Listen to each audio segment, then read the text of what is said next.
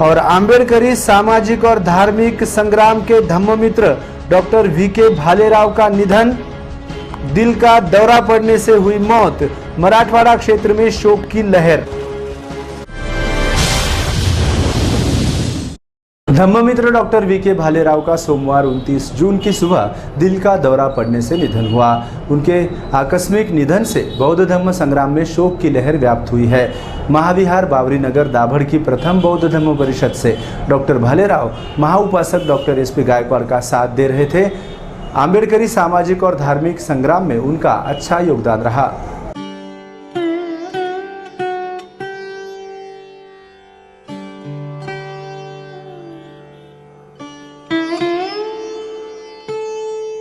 Doctor VK Bhalerao के निधन की वार्ता सुनते ही आईटीआई परिसर स्थित एचआईजी कॉलोनी में आदरांजलि व्यक्त करने के लिए सभी समुदाय के लोगों ने भीड़ की थी।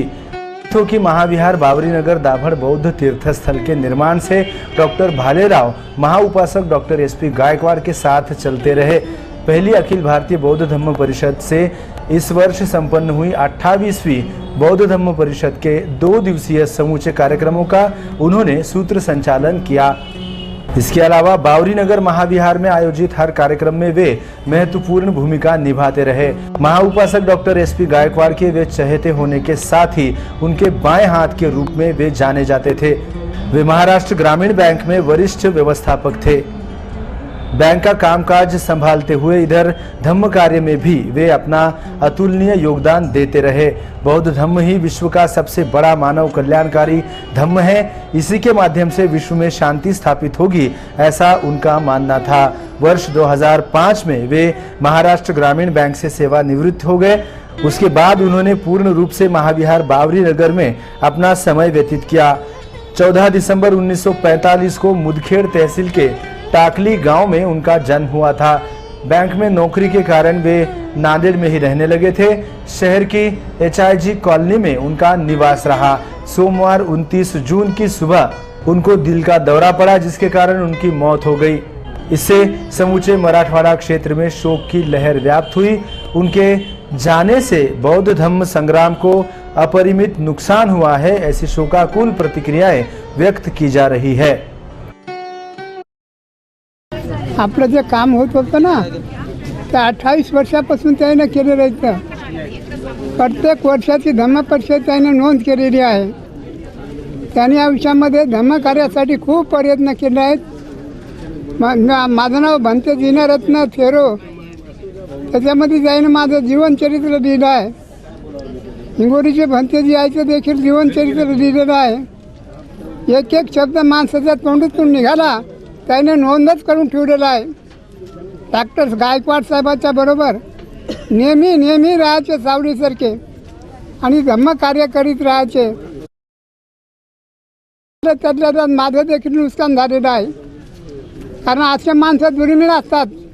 महाराष्ट्रातून 1-2च माणसं असे निघतील असं माझा अंदाज आहे। समाजासाठी खूप कार्य केलेलं आहे। धम्ममित्र वीके भालेराव यांच्या आकस्मिक निधनाची बातमी आज सकाळीच मला समजली, तेव्हा त्यांच्या या अकाली निधन पावण्यावरती सुरुवातीला विश्वासच बसलेला नाही। त्यांच्या आकस्मिक निधन होणे ही एक मनाला धक्का देणारी अशी ती घटना होऊन गेली। त्यांच्या निधनाने मराठवाड्यातीलच नव्हे तर महाराष्ट्रातील धम्म चळवळ ही शोक अवस्थेमध्ये आज बुडालेली आहे। त्यांच्या निधनाने धम्म प्रसार आणि प्रचार कार्यामध्ये एक मोठा अडसर या माध्यमातून निर्माण झालेला आहे। धम्म चळवळीमध्ये स्वतःला त्यांनी प्रामाणिकपणे झोकून देत असताना केवळ सभा संमेलन नव्हे तर लेखनाच्या माध्यमातूनही त्यांनी काम केलं आणि सेवानिवृत्तीनंतर त्यांनी मराठवाडा विद्यापीठातून PhD सारखा प्रबंध प्राप्त केला। धम्म चळवळीत ते केवळ हौस म्हणून आकर्षिले गेले असावेत असं नव्हतं, तर एक वैचारिक दृष्टिकोनातून त्यांनी या धम्म प्रसार कार्याला वाहून घेतल्याचं आपल्याला दिसून येते आहे। डॉक्टर वीके भालेराव यांच्या आकस्मिक निधनाने आज मराठवाड्यातील धम्म चळवळ पोरकी झालेली आहे। एक चांगला धम्मसेवक आम्ही गमावलेला आहे। ते गेला असं मला माहिती पडली की खरं म्हणजे मला माझा विश्वासच बसला नाही। फार पुरातन काळापासून मी चळवळीपासून अगदी लहान असताना मी त्यांना ओळखतोय।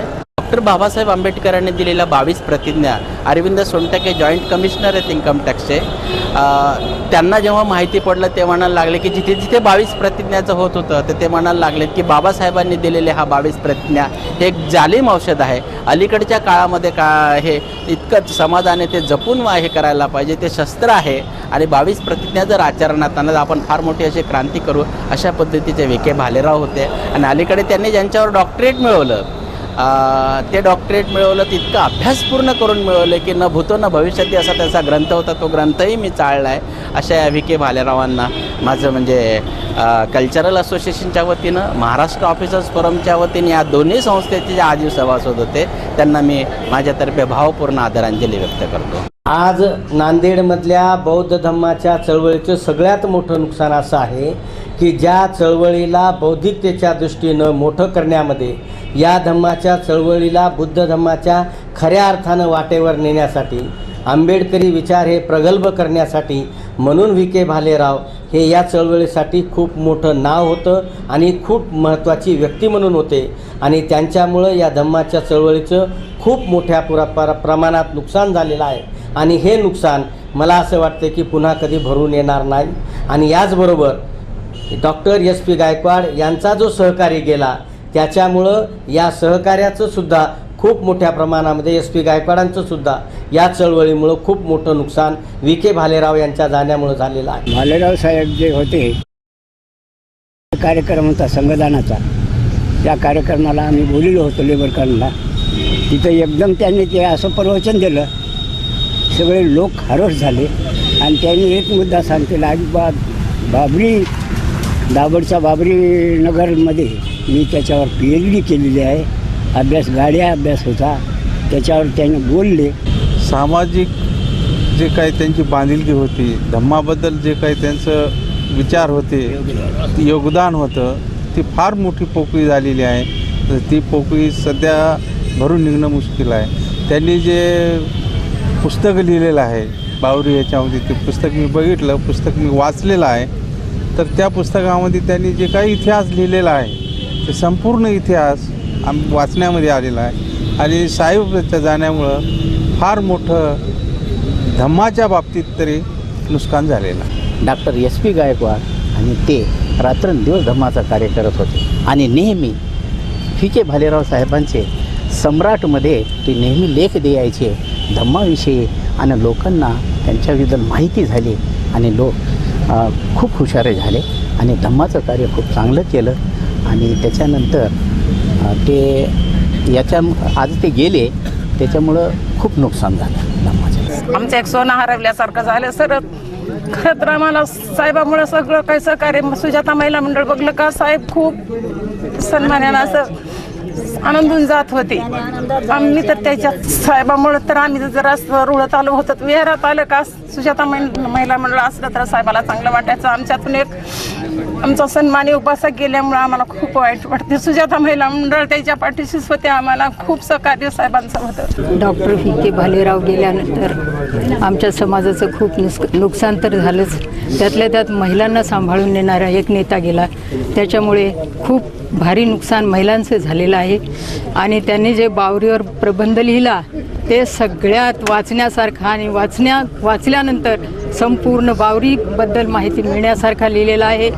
असे पुष्कळ कार्य केलेले आहेत। बुद्धगया येथे नेण्यासाठी ते स्वतः आम्हा सर्वांना, जे काही जाणारे लोक आहेत बुद्धगयाला, ते स्वतः सोडायला यायचे आम्हाला आणि तिथून निरोप घेऊन ते परत यायचे। यामुळे आमच्या समाजाचं फार मोठं नुकसान झालं आहे।